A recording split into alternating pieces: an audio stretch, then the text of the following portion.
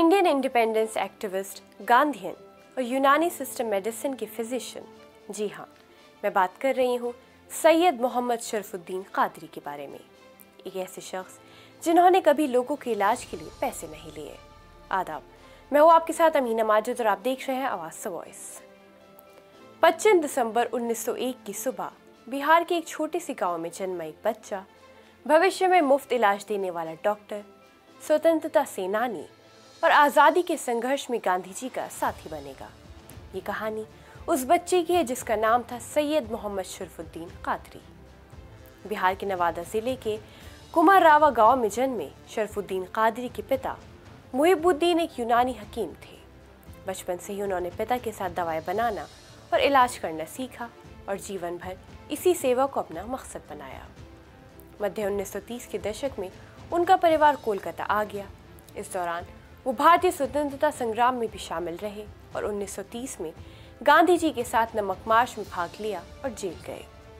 उन्होंने freedom activist के साथ अपना जुड़ाव जारी रखा और जब राजेंद्र प्रसाद, जो बाद में भारत के पहले राष्ट्रपति बने, सांस की समस्याओं की वजह से बीमार पड़ गए तो कादरी ने उनके इलाज में उनके पिता की मदद की। विभाजन की बात उठने पर कादरी साहब ने दो राष्ट्रीय सिद्धांत का विरोध किया और सदैव एक अखंड भारत में विश्वास रखा। वो मानते थे कि ये तरीका देश की बेहतर भलाई का रास्ता है। कोलकाता में उन्होंने एक स्वदेशी दवाखाना खोला जहां वो हर रोज लगभग 100 से ज़्यादा मरीजों का मुफ्त इलाज करते थे।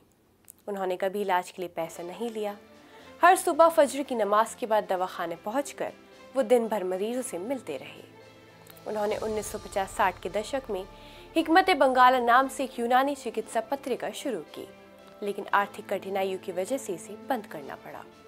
फिर 1994 में कलकत्ता यूनानी मेडिकल कॉलेज और हॉस्पिटल की स्थापना में वो सक्रिय भागीदार रहे, जिससे यूनानी चिकित्सा शिक्षा को बढ़ावा मिला। 2007 में भारत सरकार ने उन्हें पद्म भूषण से नवाजा। उन्होंने इसे यूनानी चिकित्सा सत्याग्रह की मान्यता माना और इस पदक को गर्व से रखा। हालांकि वो खुद इसे व्यवहारिक कामयाबी से ज़्यादा दूसरों की सेवा की ओर ले जाने की प्रेरणा मानते थे। 30 दिसंबर 2015 को उन्होंने कोलकाता में अपने 114 वर्ष की उम्र में अंतिम सांस ली।